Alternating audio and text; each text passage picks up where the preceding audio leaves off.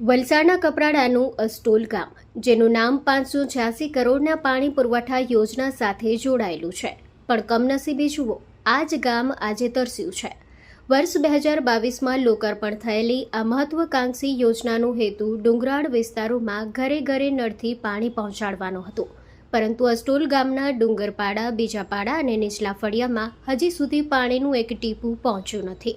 સ્થિતિ એટલી ગંભીર છે કે મહિલાઓએ 2 કિલોમીટર દૂર કૂવા સુધી ભટકવું પડે છે અને આંગણવાડીના ભૂલકાઓ માટે પણ કાર્યકરોએ પાણી ઉંચકીને લાવવું પડે છે. કરોડોની ટાંકીઓ તૈયાર છે, પણ નળ કોરા ધાકોર છે. સરપંચ અને ગ્રામજનોની અનેક રજૂઆતો છતાં તંત્ર મૌન છે.